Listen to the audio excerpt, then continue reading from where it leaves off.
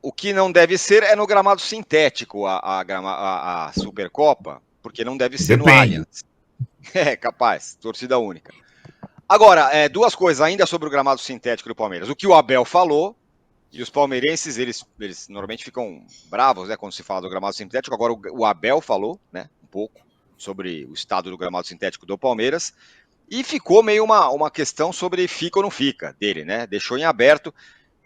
Vou confessar que eu não estou desejando que ele vá embora, não, assim como o Juca, não desejamos. Mas me lembra um pouco o Luiz Castro, que ficou cozinhando aquele negócio um tempão até que foi embora. O que você acha? Sobre a grama, sobre o que ele falou sobre a grama e sobre o Abel fica ou não fica. Eu acho um pouco diferente, porque o Luiz Castro já tinha dado o sinal que era só questão de tempo, né? Eu acho que o Abel tem. É como se ele fosse um jogador de cartas que fica, às vezes, blefando, enfim, trucando, muitas vezes. E quando ele fala das mazelas do Palmeiras, e elas existem, aí ele tem a chancela, porque a comunidade palmeirense só aceita quando eles mesmos tratam das coisas internas. Só uma questão rápida antes de entrar na questão grama sintética, Abel Ferreira e sua permanência ou não. O Mauro falou das despedidas em jogo valendo, não foi só no Maracanã, né? Teve no Corinthians com o Fábio Santos, jogo valendo, e teve no Mineirão com o Hever, jogo valendo contra o São Paulo, e o Hever jogou pra caramba contra o São Paulo. Vou te falar, viu?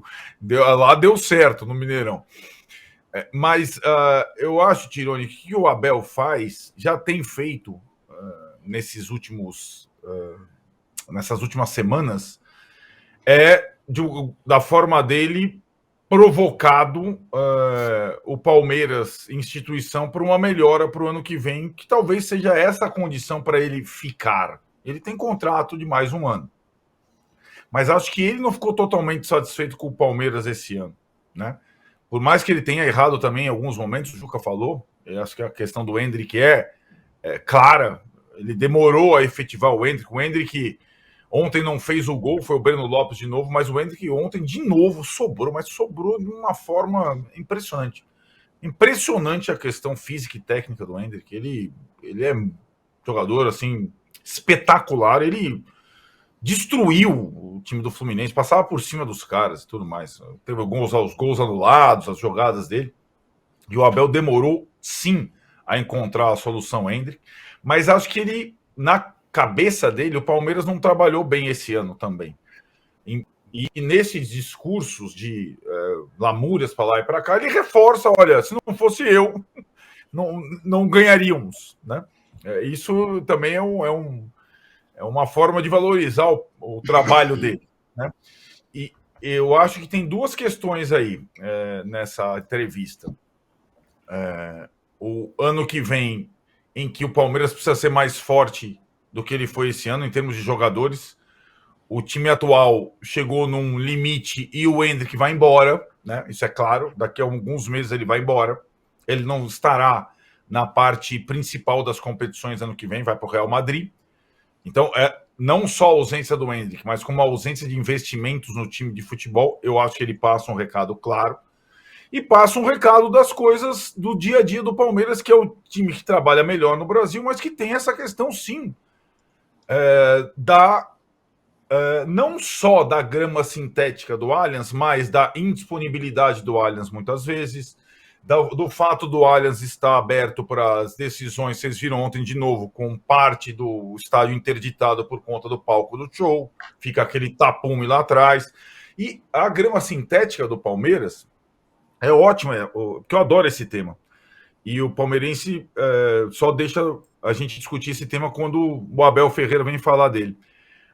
Ele, ao dizer que prefere, evidentemente, a grama natural, ele coloca uma questão e dizendo que entende a opção do Palmeiras pela grama de sintético pela questão econômica, ele simplesmente elucida a questão.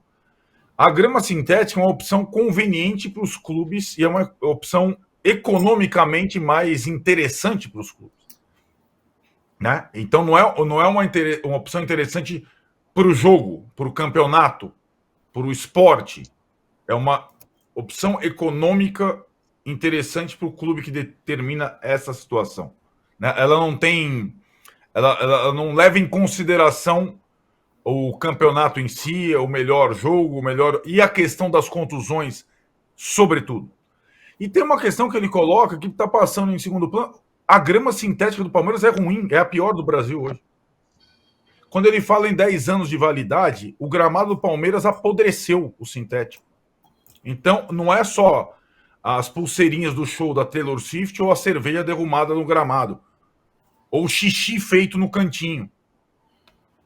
É que a grama tá rala, tá dura, tá gasta, e ela, assim, a sintética, hein? Porque a gente chegou no momento em que temos grama sintética ruim. E isso é indesculpável, certo?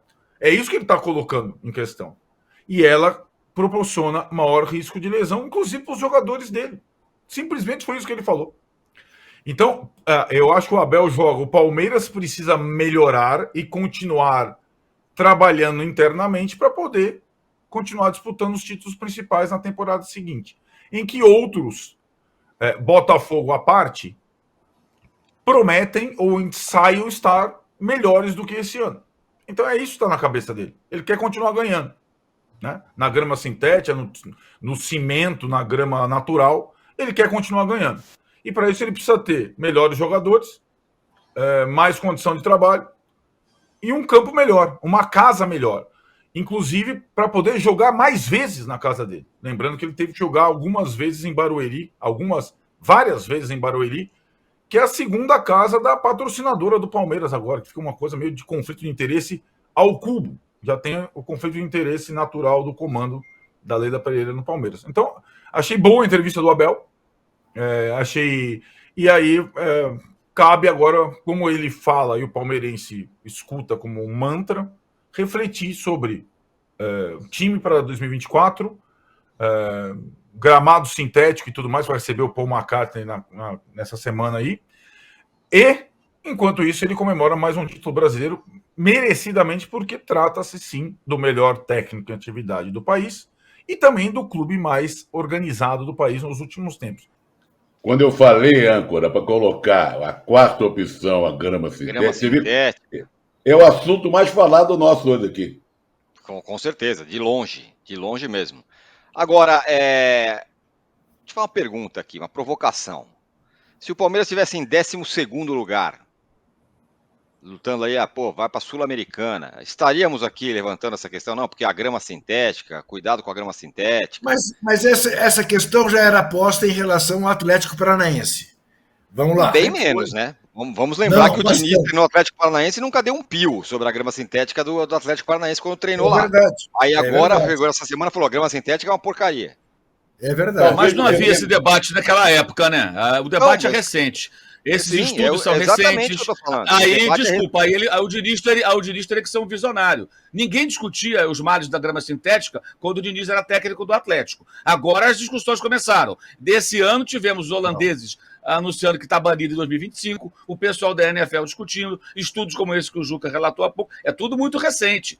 E esse debate ele esquentou com o Botafogo, não foi nem com o Palmeiras. O tapetinho, aí a coisa pegou. Essa discussão aumentou muito esse ano, não pelo Palmeiras, pelo Botafogo.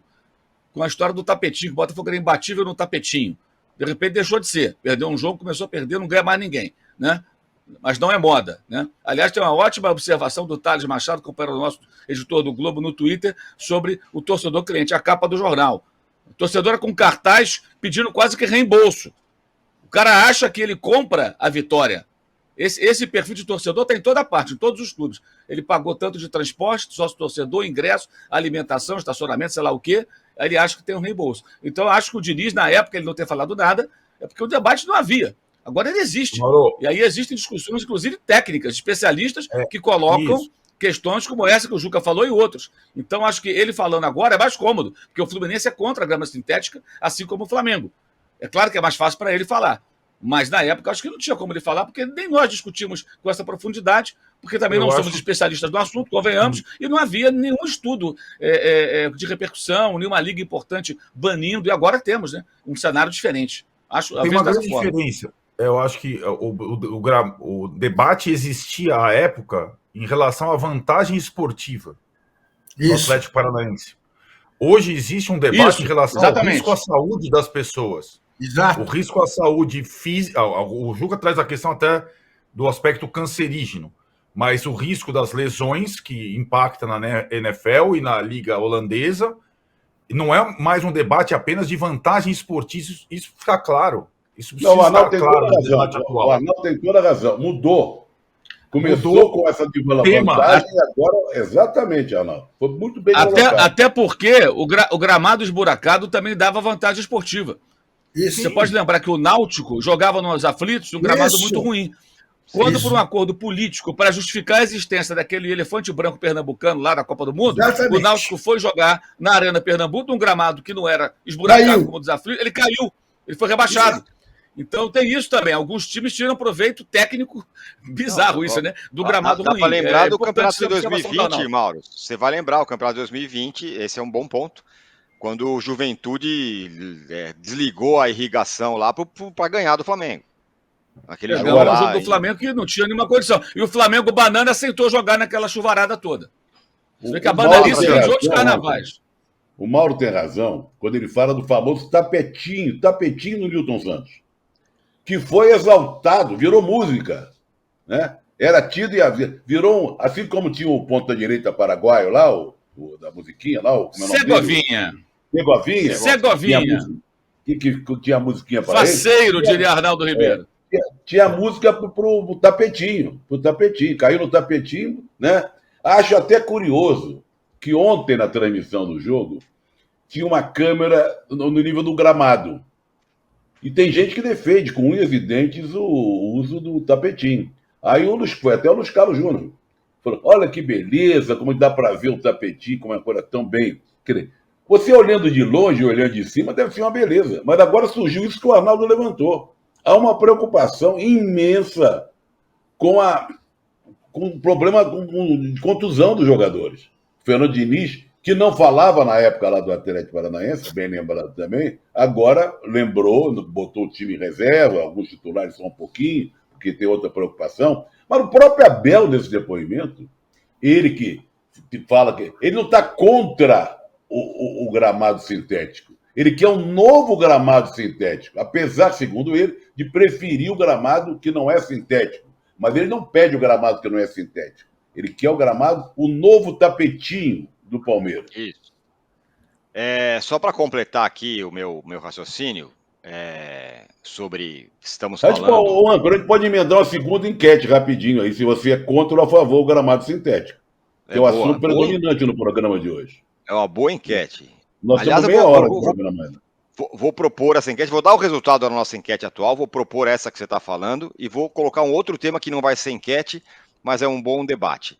Só para fechar aqui da minha parte, com relação ao tapetinho, agora que o Botafogo também não ganha de ninguém, no tapetinho ou fora do tapetinho, na grama, no cimento, na areia, onde quer que seja, também ninguém está falando mais do tapetinho do Botafogo. Agora o assunto é a grama do Palmeiras. Esse é o meu ponto. Aqui, o Diogo Maris fala, tá na hora de acabar com o sintético e padronizar o gramado natural em todas as competições da CBF, diz aqui o Diogo Maris. Eu até concordo, porém, faço a ressalva, não é padronizar, tem que ter grama, tem que padronizar um certo nível. Se tiver buraco, aqui não joga, vai procurar outro lugar. Tem que ser assim. Mas para uma entidade que tem tanto dinheiro, Tirone, custa você manter 20 estádios com o mesmo gramado, como você tem na Premier League? Agora, tal história. Como é que faz? Não, muito não. Não, custa porque aí os clubes precisariam ter um regulamento de aproveitamento no gramado, né? Não dá para ter show todo dia, não dá para não sei o que, ela tem que priorizar o jogo em relação ao show. Ninguém quer entrar numa dança coletiva de normatização. Lá existe Premier League. É uma liga em que os 20 te respeitam minimamente. Aqui cada um puxa para o seu lado. Né? Mas tem outro detalhe, né? Lá você não pode mudar de estádio. Você escolhe um estádio e joga os 19 jogos no seu estádio. Não dá, por exemplo, se o Arsenal quiser fazer um show no Emirates, eu vou jogar em Wembley. Essa aposta não pode. Ele tem que jogar todas as partidas no estádio que foi designado no começo da competição. Não existe a possibilidade. O Tottenham passou por isso. Lá, há poucas temporadas, quando estava construindo o seu estádio, derrubou lá o White Hart Lane.